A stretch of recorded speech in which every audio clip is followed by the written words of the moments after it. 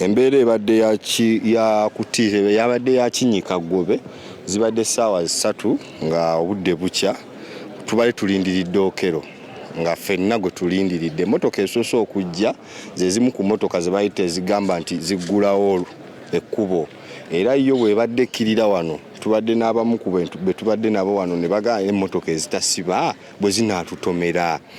Emmotoka ey'okubiri y'emmotoka emanyikiddwa nga eya drone ebadde etuddemu Okello. Ekintu kino kizze n'emmotoka nekulula omwana ono amanyikiddwa nti alina omukutu gwa TikTok. Gino emikutu gya TikTok. Otherwise emmotoka emukuludde emirundi nga 8.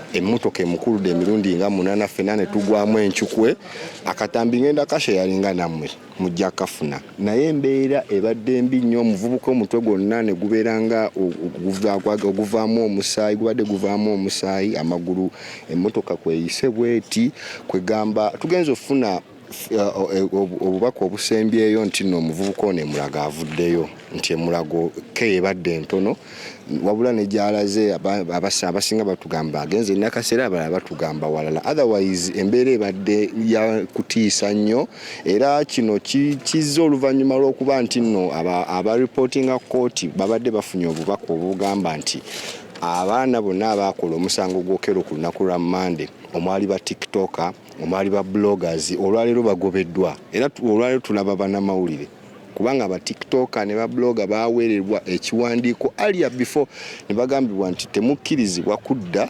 okavaringa musango guno kubanga they cover unnecessary things ebitasaanira na kulaga bantu. So olwaleero omwana ono akola ku gundi ye bagita PLON TV naye embeera ebadde yantiisa nnyo era tusaba kimu obulamu bwe busigalewo Katonda amusaasira amuwa omukisa omulala naye nga kibadde kyantiisa nnyo.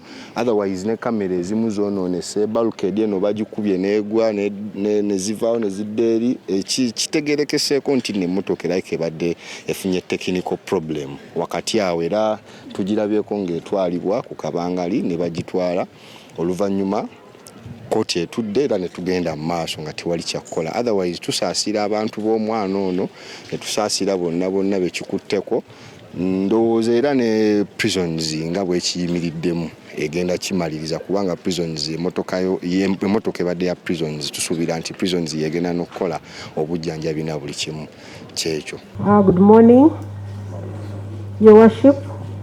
The DR, please give us a word of prayer. We acknowledge you, even as we stand here, that you're supreme, that you're above all things.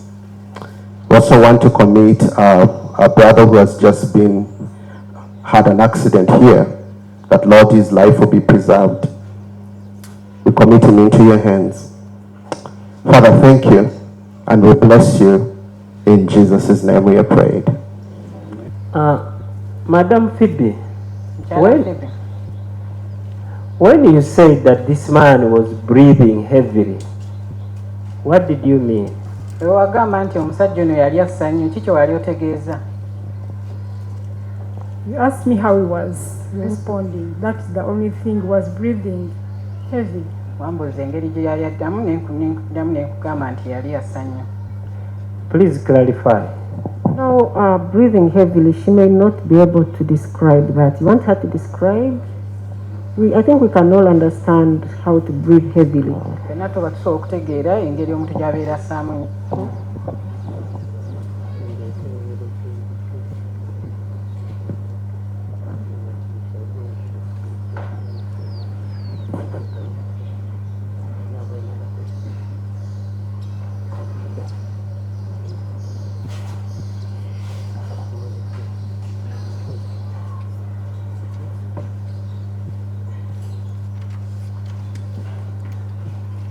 Okay, one last question. The gate of that school and the main road, how far is it? Ekibuuzo ekirala ekisembayo ku geeti y'essomero eyo n'ekkubo lyennyini waliwo distance yenkanawa? I'm not good at measuring distance, but it is a bit close. Well, Kana, you said they were like 50 meters. They are like 50 meters. Since mulungi ye kubanga ategeera distance eyo. I can't measure in meters. I don't know how many meters are there.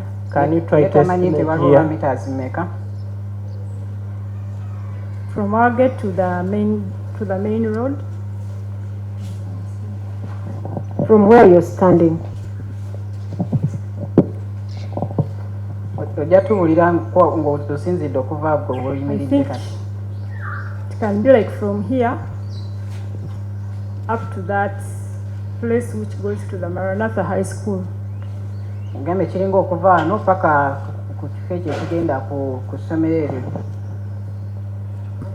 Just behind that building.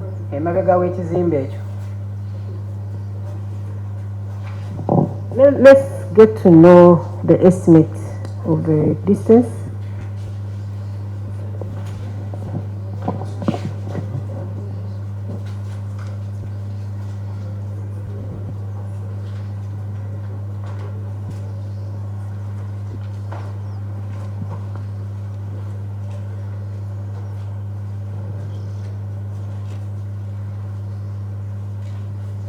Have you understood where Maranatha is? Then you find out so that you're able to tell us.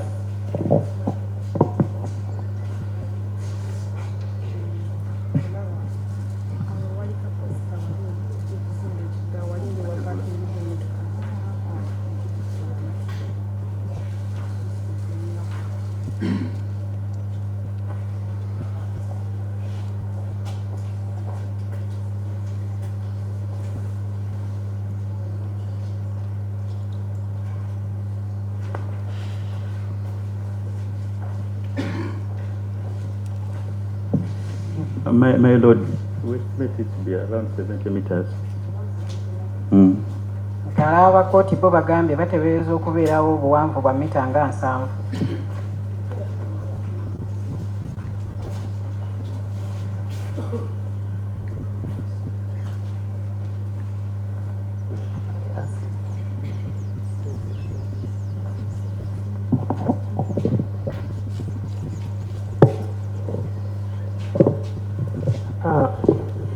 Phoebe, you talked of the 16 children and the 28.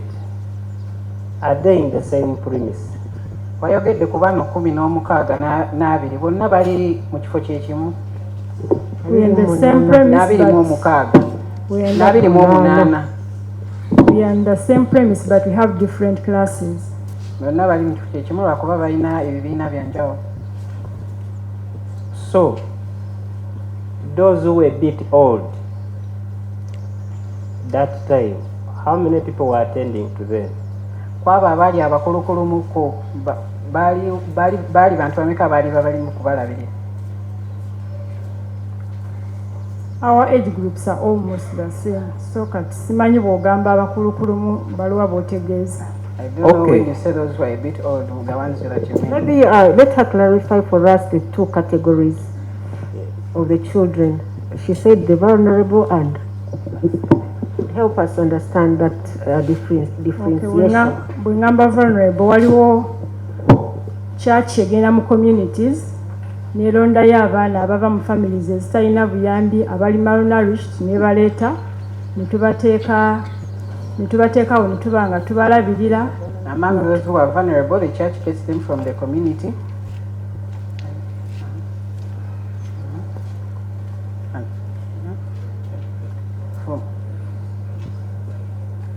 Those from humble backgrounds, then they bring them and then we take care of them.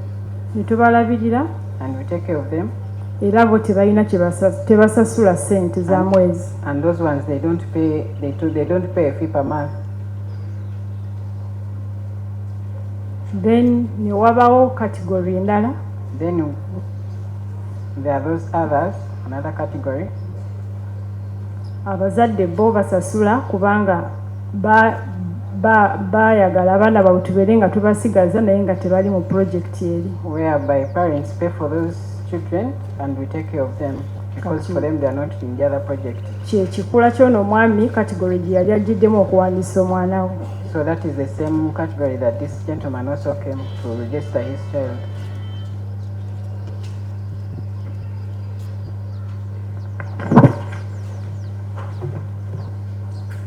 So at that time, Let's wait, Mr. Kumbuga.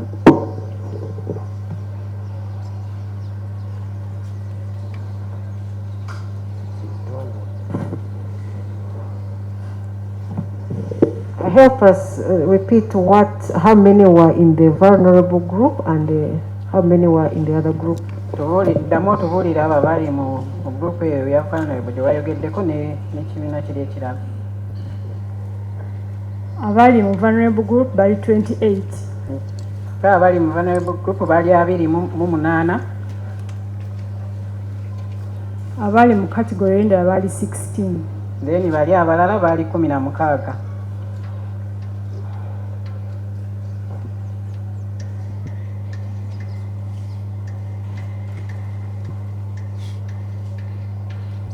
so these children who passed on, which category do they belong to? Bano abaana abaafa bo bagwa mu category. Ababiri bali babiri ababiri mu group y'abaana ab'obuyambi, ababiri bali mu group eryesasula ssente. Two of the children, they were from those parents who used to pay for them, then other two, they are coming from the other group of the vulnerable.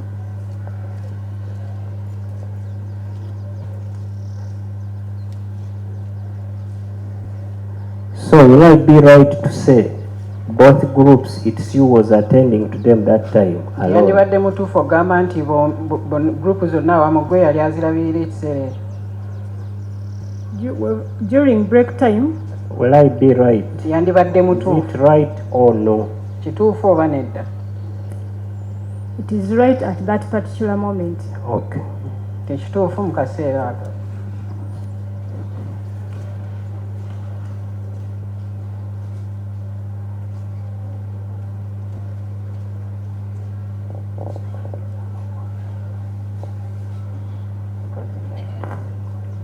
My Lord, I'm through the cross-examination. Thank you very much. Amaze n'ebibuuzo Mr. Mwaganya, any exam? My Lord, just one. Mwa gavumenti agambye alinayo ekibuuzo kimu kyagenda okubuuza. Please, I want you to clarify. Ayagala otangaazeemu. When they asked you about the people who were caretaking the children at the school, Bakubuuza ku bantu abo abaali balabirira abaana abo baali babikola ku ssomero eryo. you listed people in the category of caretakers. Other than caretakers, were there other staff for the daycare? Wayogedde ku abo abaali balabirira obulabirizi abaana, naye waliwo ne basitaafu abalala abaali baliwo abaali bakola emirimu egyali emirala. Yes, waliwo coordinator ne cook. Yes, there was a coordinator and a cook.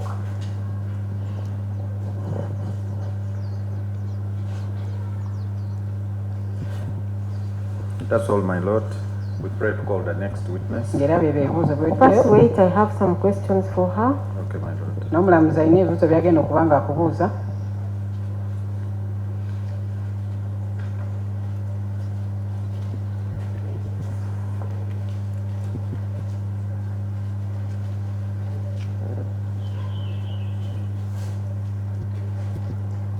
Miss Phoebe, a few questions from me. Naye ebibuuzo ebitonotono byagenda okubuuza. I want you to clarify something for me, for the court. Ng'era ayagala otangaazeemu mu kkooti eyo. You talked about the gate, where you met or where you talked with that gentleman on the first day. I just want to understand the nature of this gate.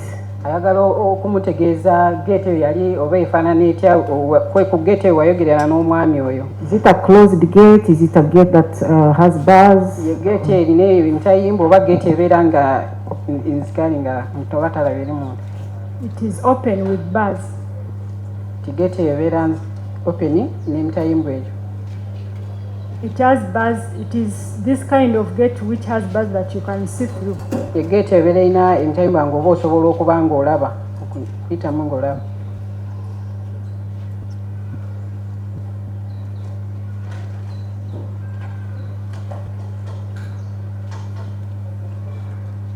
So during the day, is it locked?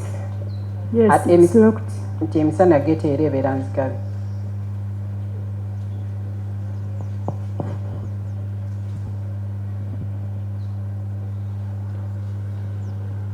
Is it manned by anyone?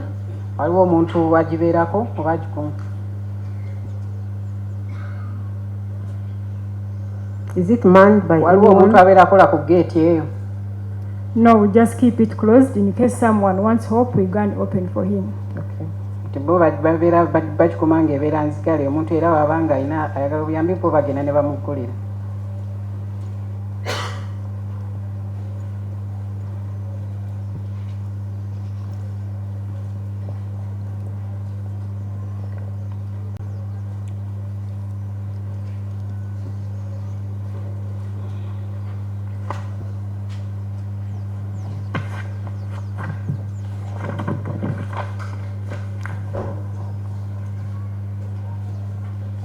Okay, the first time when you met, you say you met him or he came at the gate. Were you able to see the modes of transport that brought him? Omulundi ogwasooka okubeera walaba omwami oyo yajjira ku gate, wasobola okulaba entambula gye yakozesa okuba nga ajja ku lunaku olwo? He approached the gate by foot and he left by foot. Tiyajja ku gate eyo nga yatambulawo butambuzi era yavaawo ng'era atambulawo butambuzi.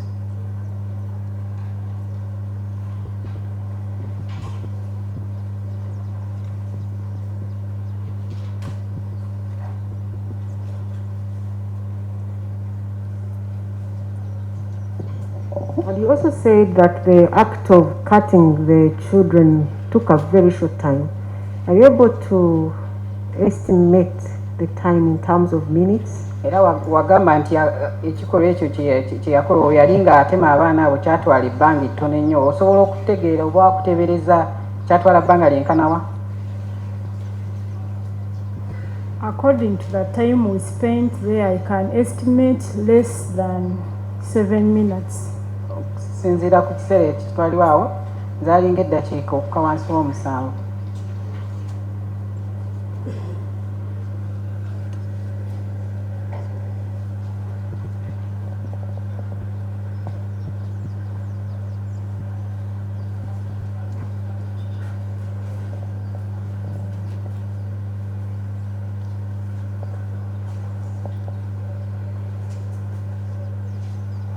About the security guard, where does he guard? You talked about him coming. Where is he during the day? Atono security guard gwayogeddeko emisana abeerawa? They station at the main gate of the church, but they keep on patrolling the whole premises. Babeera ku gate yennyini eya church naye era babeera era batambulatambulamuko nga bakuuma nga balawuna ekifo.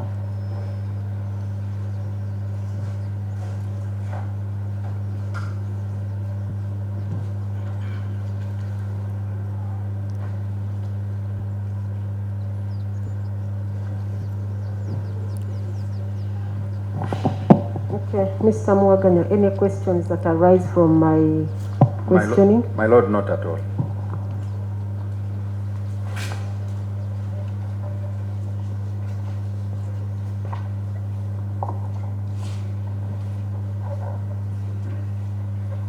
How about you, Mr. Kumbuga? No question, my Lord. Okay, Miss Phoebe, once again, I thank you so much for coming to testify and for being brave and strong. You can step down. Mukyala Phoebe mulamuzi akwebaza okuba ng'ozze mu kkooti eno okuba obujulizi.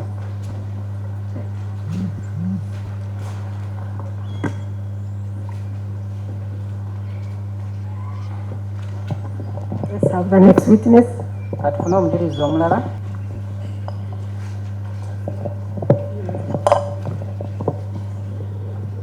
Please tell court. Sorry. Good morning, madam. Good morning, madam. May I please know your name? I'm Annette Agoy Odo. Annette?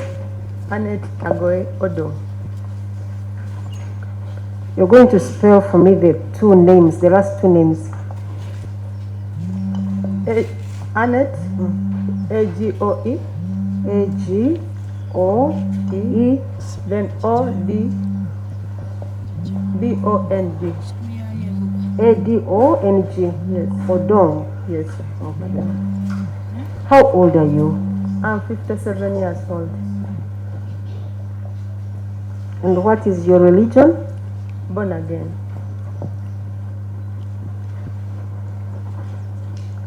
Okay, you're going to hold the Bible and swear that you're going to tell us the truth. And if you feel you want to sit along the way, you will tell me so you can sit. I swear by the Almighty God. I swear by the Almighty God That the evidence I shall give. that the evidence I shall give Touching the matter before court. touching the matter before court Shall be the truth. shall be the truth, Nothing but the truth. nothing but the truth. Thank you. Okay, so Annette, you say you are 57 years. Yes. Yes, sir. What do you do for a living? I work for Early Childhood Development Center as the coordinator. Agambe nti akolanga coordinator mu Early Childhood Center ng'era alina emyaka 57.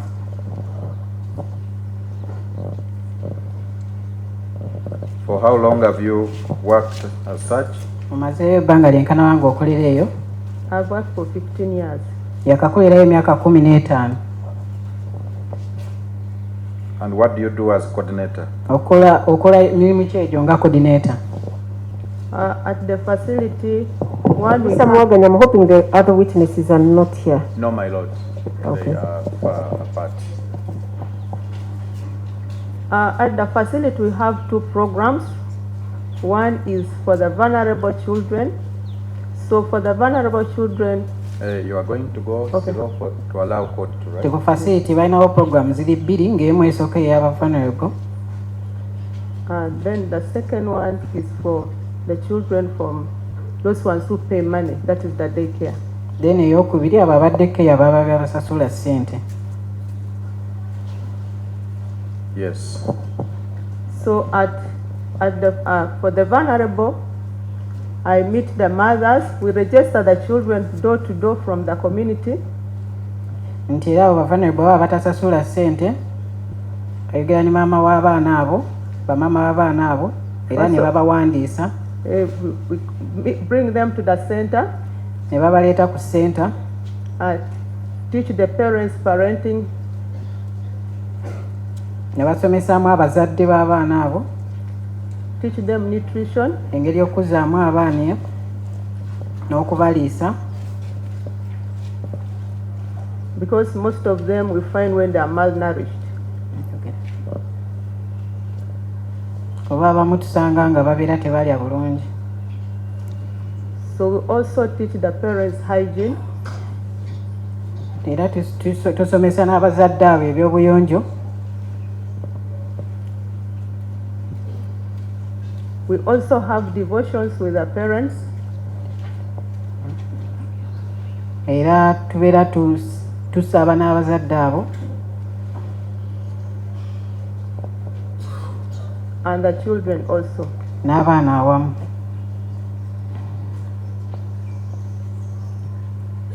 Then for the daycare side, Then bano abaddekeya oba baba basasula ssente. we register the children, Abaana abo tubawandiisa. get all the details of the parents, Ne tufuna ebyo ebikwata ku bazadde b'abaana abo. and have an interview Era about the age of the children. ne tuba interviewinga ku myaka gy'abaana abo.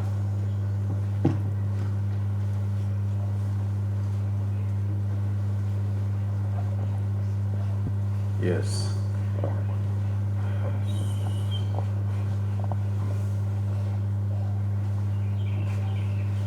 So, how many children in total do you take care of? Bali baana bameka awamu abo b'olabirira ku facility eyo?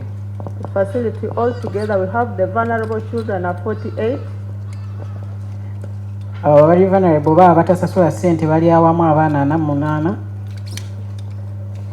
And the daycare as 18. Then abo abaddekeya oba abasasula ssente bali 18.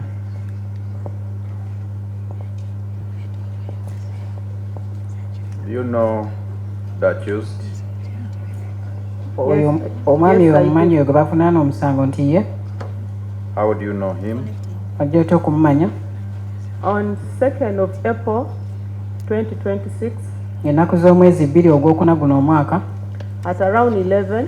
Ssaawa nga 5 ez'okumakya. One of the caretakers. 11 day or night? 11 a.m. Ssaawa 5 ez'okumakya. One of the caregivers. Omu ku baali balabira abaana abo. Do you know the name? Phoebe. The other name? Omanyi erinnya lye? Namutebi Phoebe. Ng'ayitibwa Namutebi Phoebe. Yes. Brought him to the office. N'amuleeta mu ofiisi. And she told me that this. Accused to office. Phoebe, Annette, you will go through to allow court to. Annette ejja kuba ogendamu mpola mpola osobola kulika kooti. So Phoebe brought him to your office? Yes. Yes? Yes. At around 11 a.m. Yes, yes. And she introduced him to me. Era n'amunyanjulira. And she told me. Era n'aŋŋamba. That she had come a day before. Nti yali yajja olunaku lumu emabega. And said he had a child he wanted to enroll in the daycare. Era n'agamba yalina omwana gwe yali ayagala okuba ng'awandiisa ku ssomero eryo.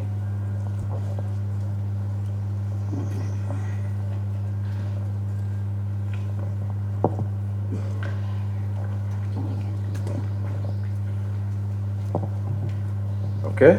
Yes. What followed? Then I Where did they? Okay. They found him in the office. Yes. Okay. What followed? I interviewed him. Era omwami oyo n'ambuuza ebibuuzo. I asked him how the age of the child. Ne mubuuza emyaka gy'omwana. And the sex. Ne oba yali mwala oba mulenzi. And he told me it was a girl. N'angamba nti yali muwala. And he was about to make 3 years. Ng'era yali agenda kuba ng'aweza emyaka 3. Then I told him no. About to make 3 years. Yes. So I told him that that age is for baby class. Era ne mugamba emyaka egyo gy'abaana ba baby class. So he told me no, I'd taken her to a nursery school. But the nursery school has advised me to start with her with daycare. Era yangamba nti nasuna mutwala ku nursery school naye nursery school ngamba nti soke musokezeko mu daycare.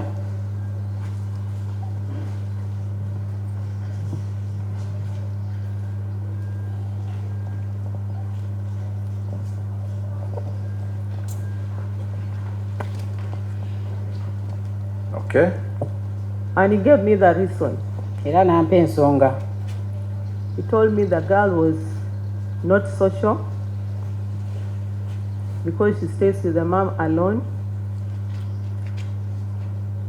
Nti era omwana oyo yali tayogera nnyo n'abantu oba abaana balala era ng'abeera ne maama we. Yes. And she cannot speak well. Era atayogera bulungi. Yes. And he went ahead and told me that, but we can give a trial for this term. If she copies very well, then we can introduce her to nursery school. N'angamba era basobola okuba nga bagezaako taamu eno kasita atereeramuko basobola okuba nga bamutwala then awo mu nursery.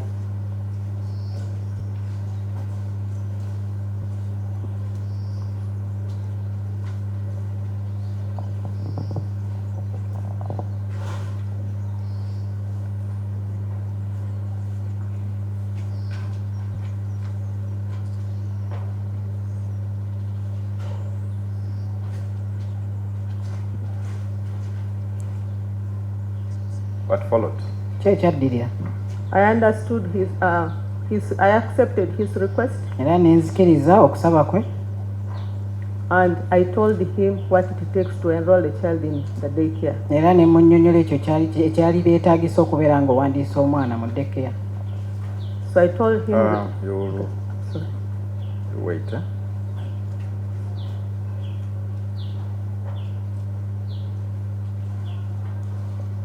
What did you tell him? Kikyo wamugamba. I told him registration is 10,000. ne mugamba okuwandiisa omwana gubeera omutwalo gumu. Daycare fees is 120. Then eza daycare zibeera emitwalo 12. Then himself asked me, but I see children in uniform. Do you have uniform? Then ye n'abuuza nti alaba abaana abali yambadde uniform, n'amubuuza nti olina uniform? I told him yes. Ne muddamu nti ye. And he asked me how much uniform was. Era n'ambuuza nti uniform yali ya ssente mmeka? Yes. So I told him uniform is 60,000. Ne muddamu ne mugamba nti uniform yali ya mitwalo 60. So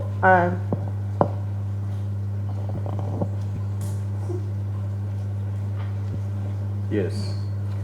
So I picked the calculator. Era ne nfuna calculator. As I was totaling, he already tells me that no, it is 190. Era we nali ngattamu, then ye mangu n'angamba nti awamu zaali mitwalo 19. Yes. Which I had also confirmed. Era nange ze namala ne nkakasa.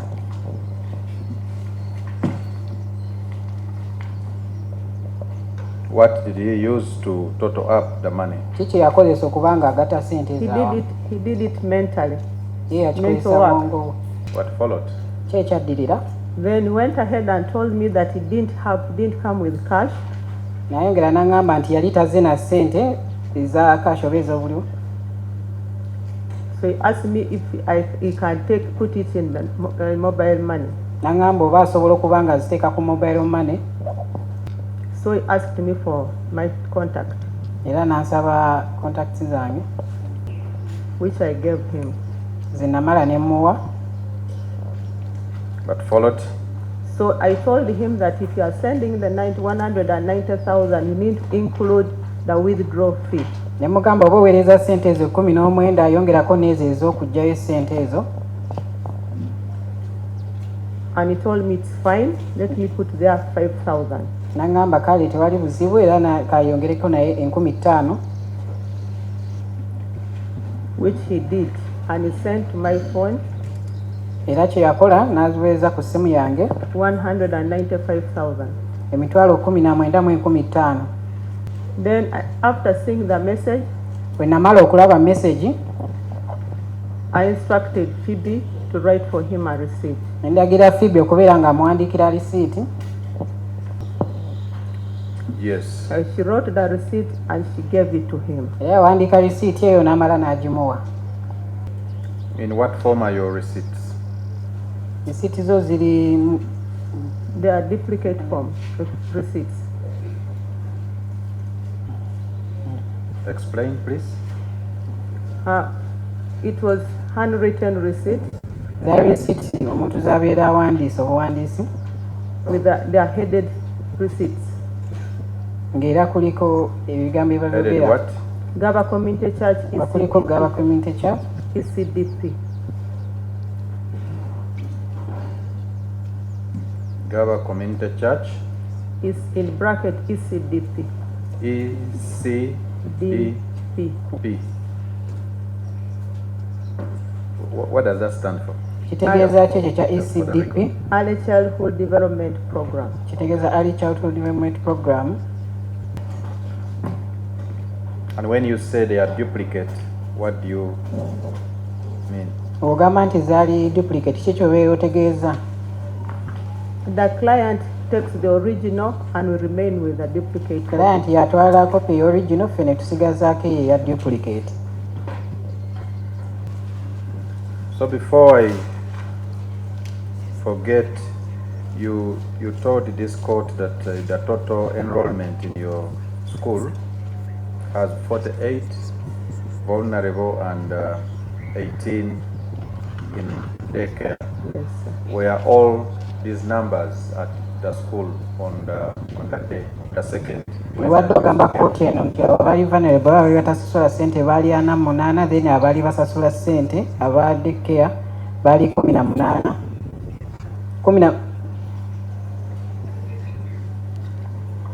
On that day, they were not all there. Do you have an idea of how many could have been there, or if you don't, it's okay? I have an idea. How many were there? Bali bameka? The vulnerable On the were second. on second. The vulnerable children were 28. Abali vulnerable bali batasasula sente bali 28. While the daycare was 16. Then abali abadde care bali basasula sente bali 16. So we are at a point when accused has paid money, Phoebe has written the receipt under your instructions. What followed? Tuli ku kiseera nga omwami amaze osasula sente, then Phoebe amaze okumuwandiikira receipt kye ekyaddirira. I actually asked him that now you are registering, you have registered the child, we shall need your details for our file. Era namubuuza ne mugamba kati tumaze okuba nga turegisteringa omwana oyo era kati naye tujja kusaba ebibeera bikwatago olwa fayiro yaffe. Yes. He told me that he was just a sponsor of that child. Era yanziramu n'agamba ye yali sponsor ab'omuntu abayambako ku mwana oyo. But the mother, naye maama w'omwana oyo will come with his details and her details. ajja kujja n'ebyo ebimukwatako omwami oyo n'ebikola ku maama w'omwana.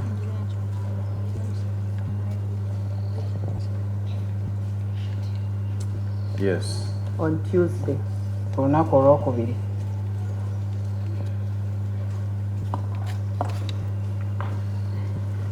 Yes. What else followed? Ekyaddirira. So he got out. Amala n'agenda n'afuluma.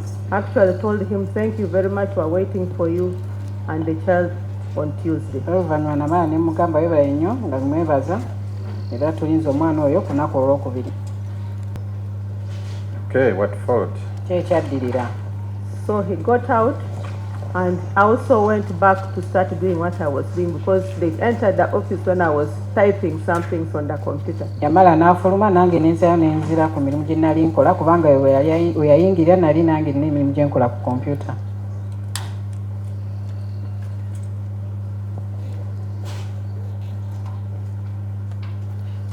Yes. Then Phoebe put back the receipt book in my drawer.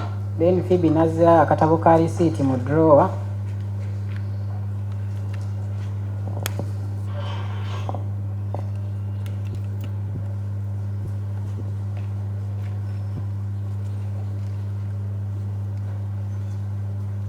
Yes. And she was now getting out to go because the suspect had already come out, so she was also coming now to open for him the gate. Kubanga suspect already yali amaze okufuluma era nga yali naye Phoebe afuluma kubanga agenda okubanga amuggulira gate. So, but he made, yes? Genda mpola. Saying you go slow.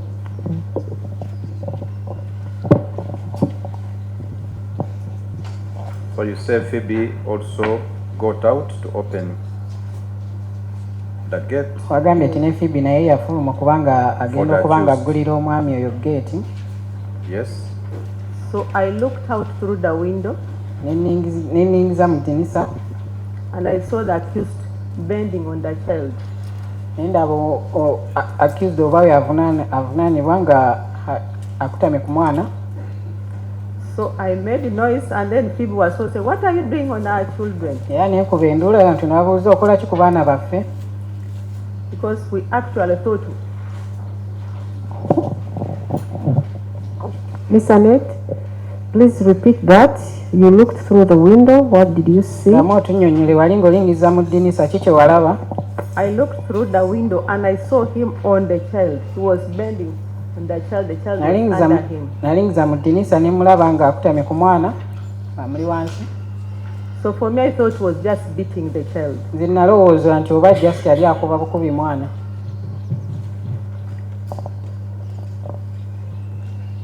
So at the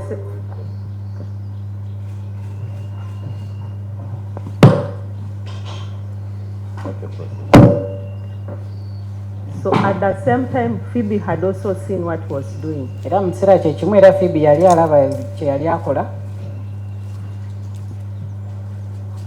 Yes. So I ran out of the office. So as I was running to him. You ran out of office? I ran out of office. Yes. Shouting and heading towards him. Era nga nkuba enduru nga nziruka gye yali ali.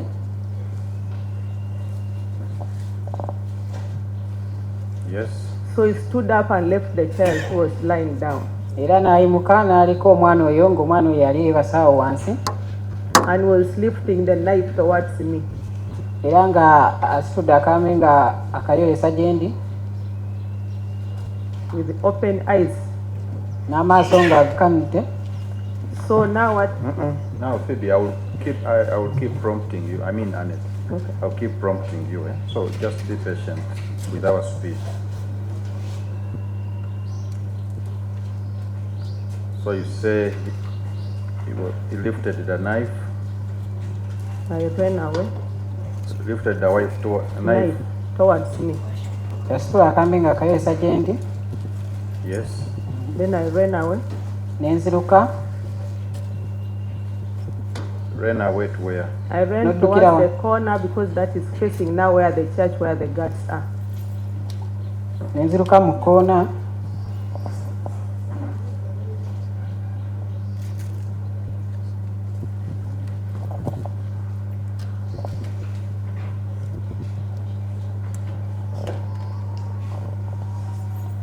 Yes.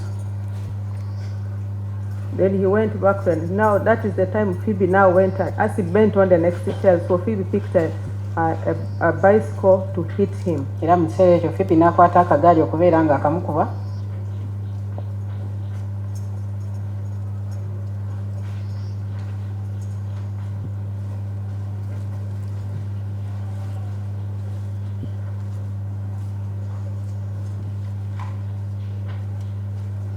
Yes.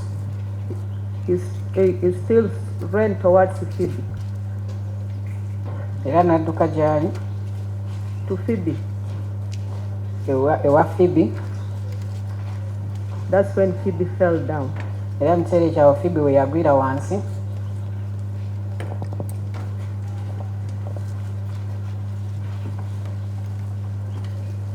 When Phoebe fell down, he ran back to the children. Then Phoebe yagwa wansi ye n'addayo n'adduka ewali abaana. But I kept on making noise. Naye era nasigala nkuba enduulu.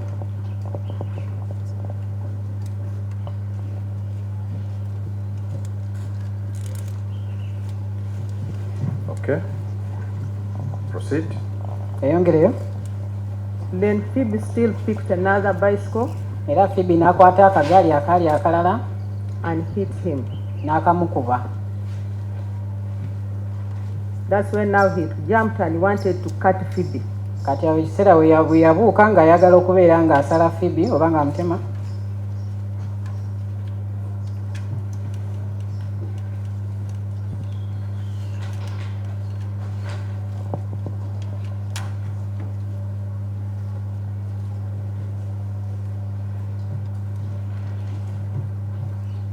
As Phoebe was struggling, what were you doing? I was alarming. Another colleague came, Nora, we were all alarming and bali bekubira enduulu ne yali akola naye naye yali akuba enduulu until the rescuers came. Paka abantu abaali bataase be bajja.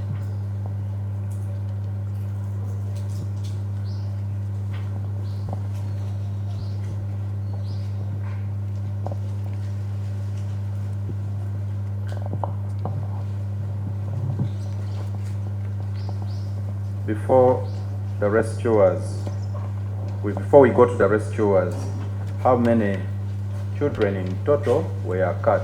Nga tetunnagenda ku abo abaali bazze okutaasa abaana baali bameka abaali batemeddwa oba baali basaliddwa? 4. Baali 4. Could you by any chance know their names? Osobola okubeera ng'omanyi amannya g'abaana abo?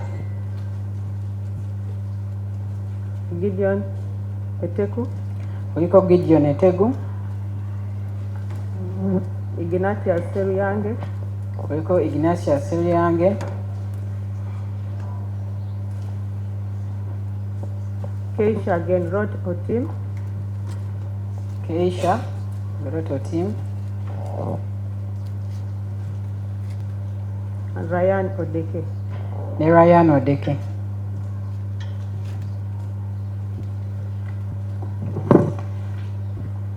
The rescuers came. Who were these rescuers? Ogambye abali bazze okutaasa baali bantu kyabo. The first one who entered was Silas Bukenya. Yasooka okuyingira yali Silas Bukenya.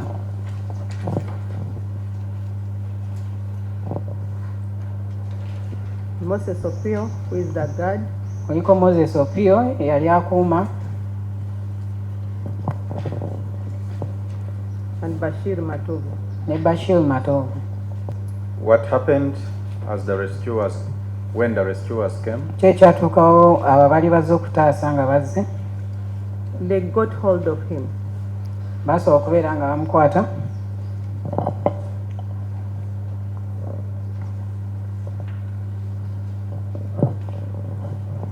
Did you observe any other thing? Olina ekirala kyonna kyewalaba mu kiseera ekyo nga bamukutte? I did not observe anything because I was now running, calling for help to come and take the children to the hospital. Sina kirala kye nalaba kubanga nali nziruse nga ngezaako okufuna obuyambi kubanga abaana abo batwalibwa mu ddwaliro. Did you get the help? Yes. Wafuna obuyambi obwo? Yes, sir. Nti ye. Tell court how? Kooti ginnyonnyole wabufuna otya? The nearest person there with the car was Auntie Harriet.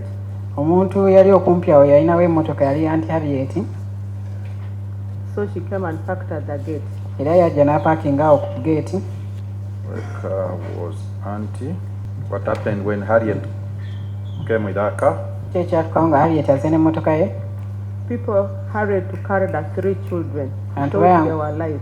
Antu bayanga okusitula abaana basatu abaali nga bakyali balamu. We thought they were alive. Baali bateebereza nti abaana abo baleka baali bakyali balamu. Yes. So one was not taken to the hospital because that one was, it all showed sign that she had died. Omu ye teyatwalibwa kuba ye already yali alabikirawo nti ye alabika yali amaze okuba nga afudde. Who was that was left? Yali anywe eyalekebwa? Ryan Odeke. Yali Ryan Odeke.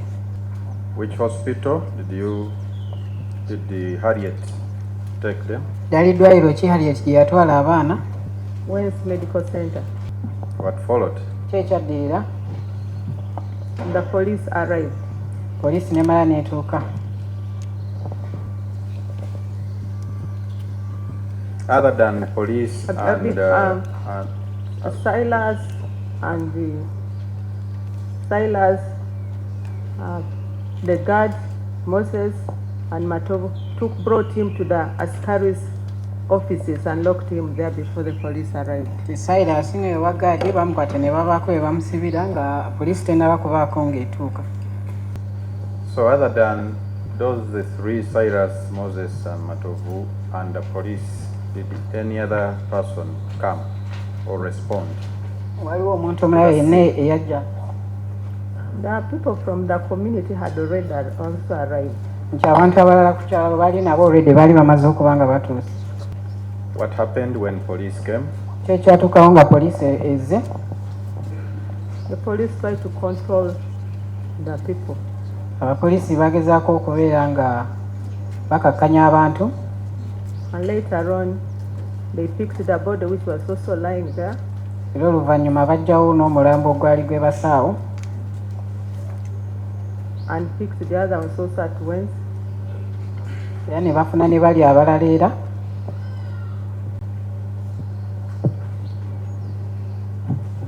Yes. Did you go with them to pick the bodies at the hospital? Wagenda nabo okufuna emiryango egy'abaana abo ku ddwaliro? No, one of us went with them. Nedda naye omu ku ffe yagenda nabo. So, okay. And what followed? To your knowledge? Kyekyaddira My knowledge, the bodies were taken to Mulago for post-mortem.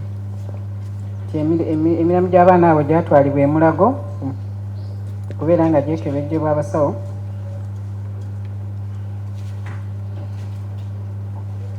What followed? Kyekyaddira? Late in the day now, the police took statements from us. Oluvannyuma poliisi baatuggyako statement. So other than police taking a statement from you on that day. What else? Police Did the police require any other thing from you? First First of all, the police came and closed the place. Police yajja n'eggala ekifo ekyo. Other than that? Ate ekirala? They checked my phone to confirm whether I received the message from the suspect. Ne bakebera essimu yange okukakasa nti oba nali nfunye ssente ezo okuva ku suspect. What did they find? Kiki baasanga? The message was there. Era message yaliko eri. What else? Ate ekirala? The next day is when I was called to go and print my mobile money statement from mobile money. Olunaku olwaddirira we nayitibwa kubanga ngenda okuprintinga mobile money statement yange. Which I did. Era kye nakola. Where did you print your mobile money statement from? Wagiprintingirawo eyo statement eya mobile money? It was from Nkrumah Road. Wagiprintinga ku Nkrumah Road? Nkrumah Road, which place? Nkrumah Road esangibwa? In town. MTN offices. In town ku offices z'aba MTN. Which number of yours was the money sent? Yali namba ki eyo ku ssente ezo kwe baziteeka? 0772. Yali 0772 96. Sorry, just a minute. My Lord, can we request that she just records her number for the court record as opposed to reading it to the public? Okay. Asabye kooti abeere nga namba yagiwandiika buwandiisi okusinga okubeera nga agisoma mu lujjudde. I was about to propose that as well. So I'm going to request that you write for court the number, your number on which you sent, on which the suspect, the accused person sent. Era bakusabye wandiika ennamba eyo kwe bateeka essente ezo suspect.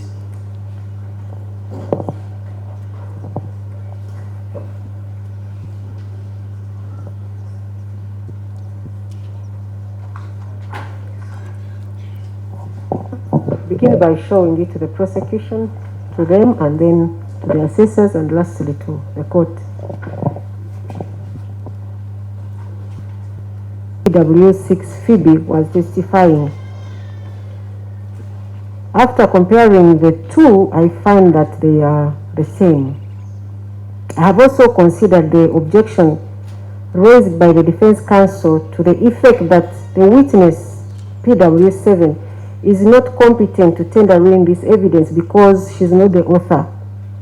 According to the defense counsel, PW6 Phoebe, who issued the receipt, should have been the one to tender in the document. However, I note that while PW6 Phoebe was testifying, she clearly informed the court that the receipt book was being kept by Miss Annette Odong, that is PW7, in her office, and after issuing the receipt on the 2nd of April 2026 to the accused, she put back the receipt book in the drawer in Miss Annette Odong's office. I also note that PW6, Miss Phoebe, clearly identified the photocopy of the receipt she issued to the accused, and it was at that point admitted as PEID1. And since the time she issued the receipt book has been in the custody of PW7. It is my considered view that PW7, as a custodian of the receipt book, is the right person to tender it in as an exhibit pursuant to Rule 25(2)(b) of the Constitution, Management of Exhibits Practice Directions 2022. However, I will retain the whole receipt book. The receipt book is therefore retained, and receipt number 2958, which was issued on the 2nd of April 2026 to Zuriel Onyum for Uganda shillings 190,000, is accordingly admitted and it is marked PEX5. Omusalayo omulamuzi agambye nti akatabo ako enamba yaako eya 2958 agambye nti akatunuddemu era n'akageraageranya ne receipt book ne ka receipt yakaweebwayo wano mu kkooti oyo yali omujulizi ow'omukaaga ayitibwa Phoebe era yali yateekako omukono ogwo era nayongera n'agamba nti yadde abalooya b'omusibe badde baganya akatabo kubanga kaweebwayo mu kkooti naye ye ajja kubanga akakkiriza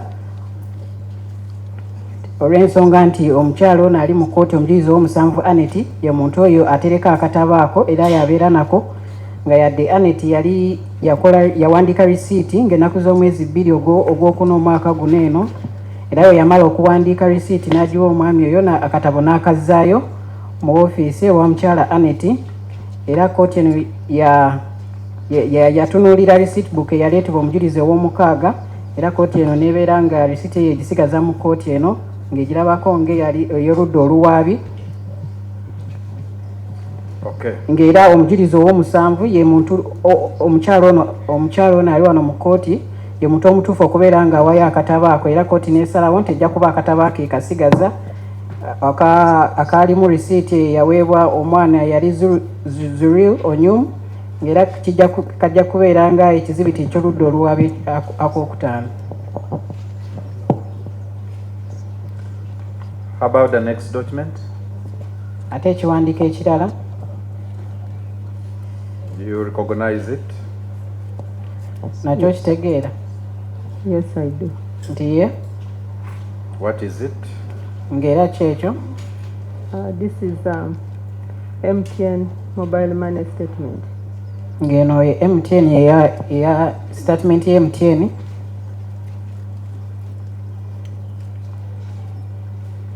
Eya mobile money.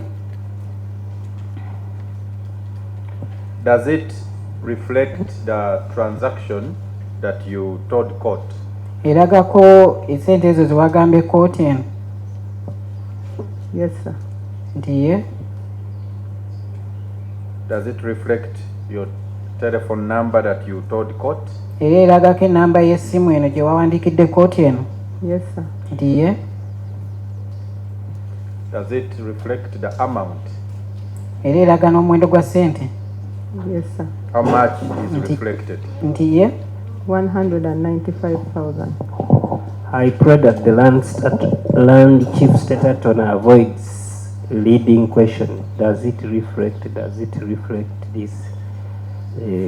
She's saying yes. It is not proper, my lord. Okay. Upheld. Does it reflect the amount? Now let's you ask in a My lord, we are dealing with a document with due respect. The witness has already told the court all these things. We can hear from her how much money does it reflect? I can always do. Most obliged, my lord. How much does it reflect? Eragako sente mmeka? It reflects 195,000. Eragako omuwendo gwa sente emitwalo 19,150. Does it reflect the number that sent? You know, we come to the same. There is just no way of doing it.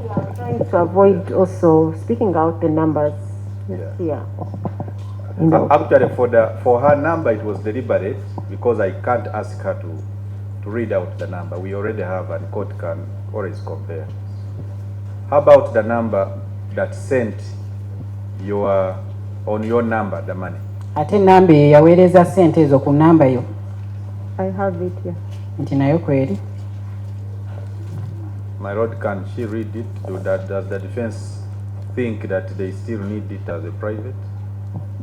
She read it out or agisome mu lujjudde oba nedda? The number, the sending number. Enamba eyo yaweereza sente. Let it be private as it was from the beginning. Okay. In what column is the number that sent reflected? Enamba eri mu kolomu ki? It shows from. The number is here.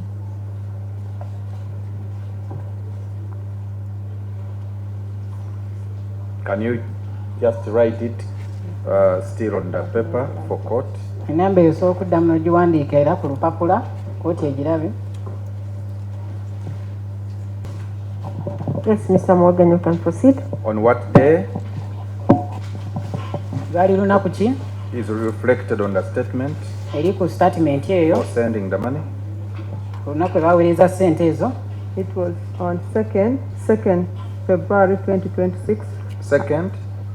2nd April 2026. Zaali ennaku z'omwezi nga 2 omwezi ogwokuna guno omwaka gwa 2026. 11 minutes past 11 and 5 seconds. Kwali kuyiseeko eddakiika 11 ku ssaawa 5 ez'okumakya ne seconds era 5. My Lord, I apply to tender the statement as an exhibit. Yes, Mr. Kumbuga or Ms. Sarah, who is responding to that? My Lord, we have an objection to that exhibit. Oludda olwabwe lusabye ekiwandiiko ekiweeyo ng'ekizibiti kyabwe era abaloya b'omusi ne bakiwakanya.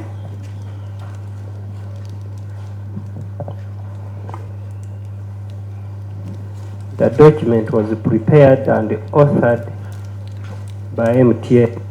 Ekiwandiiko ekyo kyakolebwa aba MTN ku Nkuruma. Therefore, if it's tendered in as an exhibit, it offends the rules of tendering in exhibits. Let the author come to court and tender it in, not her.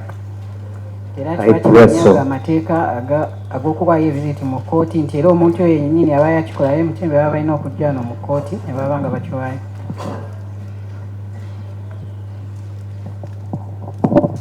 Yes, Mr. Morgan, any rejoinder?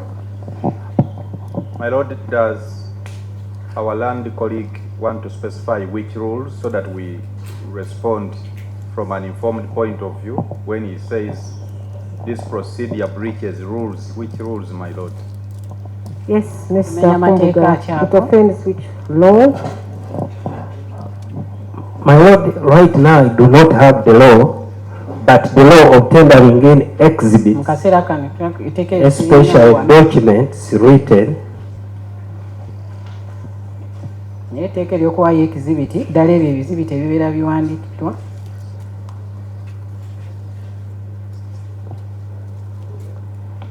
it must be the author, Alina kubeera oyo ye yennyini and that law has not been amended to the best of my knowledge. ekiwandiiko ekyo era etteeka eryo terinaba kubanga likyusibwamu. She can only identify that document since she participated in it. Asobola just kubanga alabako ndaba kugitegeera ku bw'olw'ensonga ye kennyini yeetabamu okubanga bakusinga document eyo. Morgan, My Lord, the witness has clearly testified as to her telephone number. Omujulizi adde obujulizi ng'akakasa era ennamba ye y'essimu.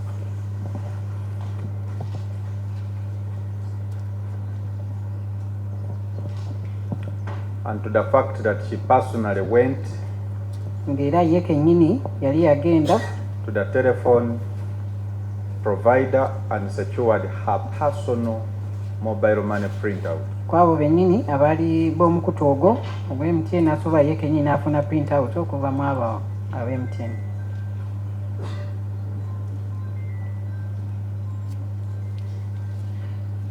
My Lord, she also had earlier described in details the transaction on her phone Nti era yannyonnyola on the day issue. mu kusooka essente ezo ezaali zaateekebwa ku ssimu eyo.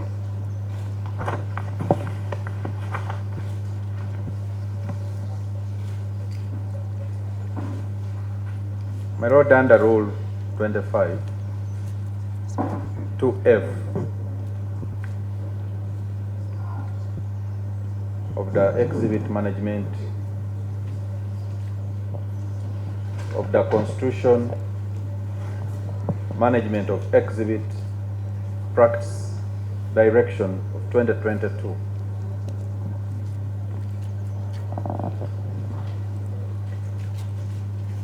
A person who has sufficient knowledge of the exhibit is competent to tender it. Omuntu aba alina obutegeevu kiwandiiko ekyo asobola naye okubeera nga akiwaayo. In this case, my Lord,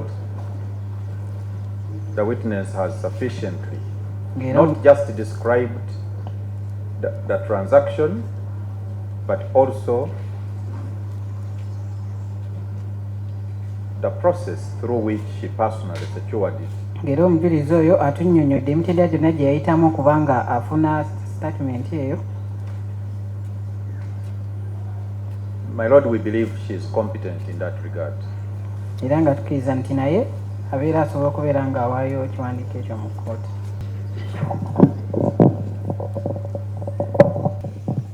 Okay, this is the ruling of the court in respect of this exhibit. I have listened to the objection that has been raised by the defense, and which is to the effect that the witness PW7 is not the author of that document that the prosecution seeks to tender in through her, and she's therefore not the competent person to have it tendered as an exhibit. I've also considered the argument by the prosecution that the witness has testified to the processes through which the same was produced. However, I find that whereas the witness has clearly described the document by her mobile phone number and the number of the sender and the transactions of the day, it is also my finding that no evidence has been laid regarding the steps taken to having the statement printed. Whereas she testified that she was called by police to go and print the document, it did not come out clearly whether the request was oral in writing, and it also did not come clearly in her evidence as to where she put the document after having it printed. Did she keep it? Did she hand it back to police? That evidence was not adduced. I have taken note of Rule 25(2)(f) of the Constitution Management of Exhibits Practice Directions 2022, which provides that any person with sufficient knowledge may tender in an exhibit, and whereas I agree that the witness has sufficient knowledge pertaining this document, I don't find it proper that she should be the one to tender it in light of the fact that the chain of its movement has not been laid out before the court. It should either be tendered in by the author or the person at whose instance it was printed. I therefore decline to admit it as an exhibit, but I find that the witness has sufficiently described it, and I will admit it for identification, and it is accordingly marked PEID 2. Eno yensala ya kooti ng'omulamuzi agambye nti awulidde okuwakanya okuva mu baloya b'omusibe n'agamba nti omujulizi ono ow'omusanvu nga si ye yawandiika oba si ye yakola ekiwandiiko ekyo, nga yadde yannyonnyodde kooti emitendera gye yayitamu okubanga afuna ekiwandiiko ekyo, okubanga bamuwa statement okuva mu MTN, naye oludda olwabwe lwagambye nti nga lunnyonnyola emitendera egyo gye yayitamu okubanga afuna ekiwandiiko ekyo, naye kooti yo n'ezulwa n'egamba nti byezudde nti tewali kirambulukufu kyali kiraga nti omukyalo oyo yamala ofuna ekiwandiiko ekyo ye kennyini yali yakisigaza n'akitereka oba yakiwaayo mu bapoliisi, nga yadde kooti ekkiriza nti omukyalo yabadde amanyi ebiva mu kiwandiiko ekyo, nga kuba olw'ensonga nti yali yayita mitendera egyo okufuna statement eyo, naye kooti yo temanyi mitendera ki gye yayitamu okubanga ekiwandiiko ekyo gye kyakuumibwa. Era kooti nekomekereza ng'egamba nti ekiwandiiko ekyo kiganiddwa okubeera nga ekiweebwayo oludda oluwaabi ng'ekizibiti kyabwe, naye wabula ejja kuba ekisala nga ekiwandiiko ekyo kye banaalabako obulabi, era kijja kubeera ejja kimaakinga namba ey'okubiri. Yes, Mr. Mwaganya, are you done with her? So we can take a break. I'm almost done. I'm just concerned with the camera interruptions. I know they have a right to take photos, but Please, we are getting interrupted. let's not interrupt the processes as we take pictures or as we record the proceedings. Let's ensure that we do not interrupt. Okay. Madam Odong, let's wind up. Just for you to clarify in your evidence, you said the money was the money that you issued in the receipt was 190, and the MTN statement has 195. I think that explanation she gave already. My Lord, if court she gave. captured it, The 5,000 was for withdrawal charges. My Lord, that is all we have from her. Okay, may I propose that we take a health break of about 10 minutes before we bring her for cross-examination? So we return at 10 minutes after midday.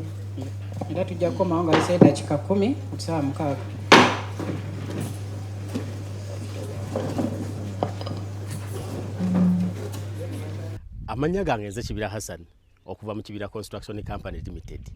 Tutunda amataka, tuzimba amayumba. Tuddaabiriza amayumba, renovation tugikola, tusima amazzi. Ffe aba Kibira Construction Company Limited. Tutunda amataka, ag'ebyapa, ag'endagaano, ku makubo ag'enjawulo okugeza Hoima Road, Bombo Road, Masaka Road, Mitiyana Road. Ate tukkiriza ne Kibanja Mpola. Osobola tukyalirako ku ofiisi zaffe ezisangibwa Essenge wa Kiso. Oba tukubire ku masimu gaffe 0755 36 37 82. Ojje tugende mu maaso n'okwogereza ku bizinesi yonna gy'oba oleese mu ofiisi yaffe nga bwe nzoogeddeko waggulu. Tujja kwataganira wamu kubanga bye tukola tubikola nga biri mu kkubo golokofu. Buli kimu ekigwa mu construction company tukikola. Bw'oba olina ky'oyagala okwebuuza era tukyalireko ffe bakibira tukubire buli kimu tusobola okukimala. Ntuusa omukisa okubabuuzaako nti assalamu alaikum wa rahmatullahi wa barakatuh.